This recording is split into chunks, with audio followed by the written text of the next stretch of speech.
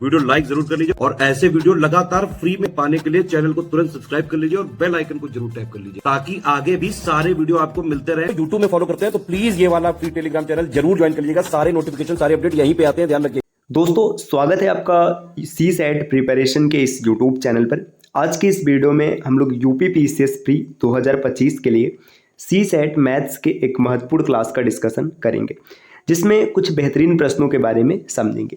इससे पहले की वीडियोस में हम लोगों ने 20 प्रश्नों का डिस्कशन कर रखा है। अगर आपने उसे नहीं देखा है तो आप प्ले लिस्ट में जाकर जरूर देखिएगा। यह सीरीज यूपी पीसीएस के लिए महत्वपूर्ण है ही साथ अन्य सभी प्रकार के प्रतियोगी परीक्षाओं के लिए महत्वपूर्ण है, जिसमें मैथ से जुड़े प्रश्न मिलते हैं। तो चलिए दोस्तों शुरू करते हैं आज के इस इंटरेस्टिंग सेशन को। इससे पहले कुछ जरूरी सूचनाएं।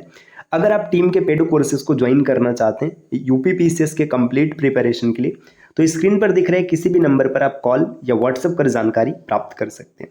चलिए अब बढ़ते हैं प्रश्नों की ओर। यहाँ पर प्रश्न संख्या 21 दिया है, यदि x plus 1/x is equal to 5, तो आपको बताना है x के पावर 4 प्लस 1/x के पावर 4 का मान क्या होगा। देखिए बीजगणित का एक छोटा सा कॉन्सेप्ट है, यहाँ पे सीधा सीधा आपको फार्मूला याद रखना होगा। अगर कभी भी x plus 1/x is equal to n दिया हो तो यहाँ पर कुछ विशेष फार्मूला लागू होता है। X square plus 1/x square की वैल्यू पूछी जाए तो आप याद रखिएगा n स्क्वायर माइनस 2 होता है। ठीक, इसके बाद अगर ये फार्मूला बन जाए x cube plus 1/x cube कितना हो जाएगा, तो ये होता है n क्यूब माइनस 3n। और अगर यही फार्मूला हो जाए x के पावर 4 प्लस 1/x के पावर 4 क्या हो जाएगा, तो आपको याद रखना है n स्क्वायर माइनस 2 का होल स्क्वायर और फिर माइनस 2। अब देखिए यहाँ पर अगर आप देखेंगे तो ये n की वैल्यू 5 दे रखी है। अगर यहाँ पर n का मान 5 रखेंगे तो 5 बचे 25 हो जाएगा। 25 माइनस 2 का स्क्वायर करेंगे और फिर इसमें से माइनस 2 करेंगे। 25 माइनस 2, 25 में से 2 गया 23, 23 का स्क्वायर होता है 529, 529 में से 2 घटाएंगे तो 527 मिलेगा, जो कि विकल्प सी में है। तो ये इस प्रश्न का उत्तर हो जाएगा ऑप्शन सी। अगले प्रश्न पर आते हैं। अगला प्रश्न यहाँ पर दिया है, निम्नलिखित कथनों पर विचार कीजिए। यहाँ पर 4 कथन दिए और इनमें से बताना है कौन सा कथन सही है। पहला पॉइंट दिया, प्रत्येक अपरिमेय संख्या एक वास्तविक संख्या होती है। सही बात है। देखिए जो संख्या है, संख्या 2 प्रकार का होता है, एक वास्तविक और एक काल्पनिक। जो परिमेय और अपरिमेय ये वास्तविक में आता है, तो जितनी भी अपरिमेय संख्या ये सब वास्तविक होती है। बिल्कुल सही। दूसरा पॉइंट दिया कि प्रत्येक वास्तविक संख्या एक परिमेय संख्या होता है। ये गलत हो जाएगा। क्यों?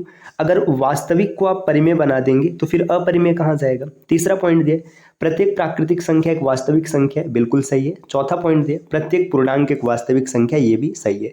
तो पहला, तीसरा और चौथा ये 3 बिंदु सही है, जबकि दूसरा गलत है। आप विकल्प में देखेंगे तो बी यहाँ से सही हो जाएगा। अगला प्रश्न यहाँ पर दिया, एक समद्विबाहु त्रिभुज की 3 भुजाएं कुछ इस प्रकार है, x प्लस 1, 9 माइनस एक्स और 5x माइनस 3 से निरूपित की जाती है, तो ऐसे कितने त्रिभुज संभव है। देखिए अब यहाँ पर क्या बताया जा रहा है कि समद्विबाहु त्रिभुज, मतलब 2 भुजा आपस में क्या होंगे, बराबर होंगे। देखिए अगर हम x प्लस 1 बराबर 9 माइनस एक्स देखें तो यहाँ पर एक इक्वेशन मिलेगा, मतलब देखिए ये 2 भुजा बराबर हो गया। अगला कंडीशन क्या कहता है, अगला कंडीशन हो जाएगा 9 minus X is equal to 5x plus minus 3 है, इसको रख लेते हैं। और तीसरा कंडीशन हो जाएगा 5x माइनस 3 और प्लस बराबर हो जाएगा, प्लस नहीं होगा, बराबर x प्लस 1। ये देखिए हमने क्या किया कि हमने 2 भुजा को बराबर करके चेक कर लिया। अब यहाँ से जिसमें सेटिस्फैक्ट्री आंसर मिलेगा वही ऑप्शन सही होगा। अगर आप पहले को देखेंगे, देखिए x इधर माइनस इधर आएगा तो प्लस हो जाएगा, तो आपको मिल जाएगा 2x इज इक्वल टू 8, तो x की वैल्यू आपको 4 मिलेगा। x की वैल्यू 4 रख के चेक करिए। देखिए जब x की वैल्यू 4 रखेंगे तो यहाँ पर 4 और 1 5 हो जाएगा। अब देखिए 5 में 9 में से 4 घटाएंगे तो फिर 5 आ जाएगा, फिर 5 चौका 20 और 20 में से आप घटाएंगे 3 तो आपको मिलेगा 17। पहली कंडीशन ये बन रही कि एक भुजा 5 है, दूसरी भुजा भी 5 है और तीसरी भुजा 17 है। अभी इसमें भी ट्विस्ट है, आपको आगे दिखाते हैं। अगर आप इसको सॉल्व करेंगे, देखिए ये x इधर प्लस इधर आएगा माइनस हो जाएगा, तो माइनस इधर आएगा प्लस हो जाएगा, तो 6x बराबर 12, तो x की वैल्यू आपको 2 मिलेगा। x की वैल्यू जब 2 आप रखेंगे, देखिए यहाँ पे x की वैल्यू 2 रखेंगे तो 3 हो जाएगा, यहाँ पर 7 हो जाएगा, 5 दूना 10, ये भी 7 हो जाएगा।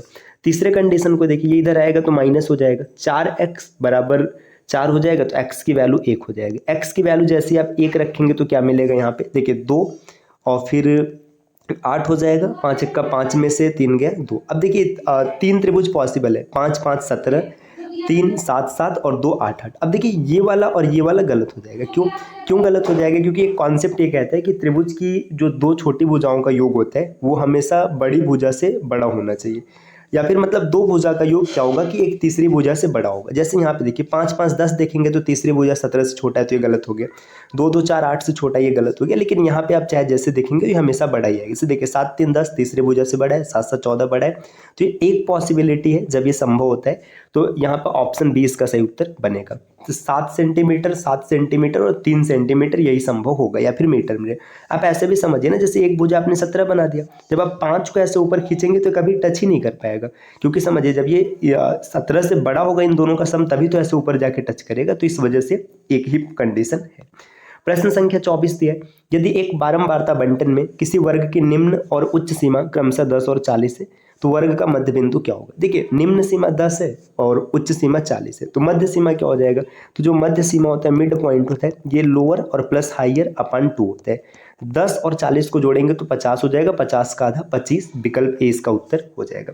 अगला प्रश्न दिया है, दो गोलों के पृष्ठ क्षेत्रफल का अनुपात 4:9 है, तो आपको बताना है उनके आयतन का अनुपात क्या होगा।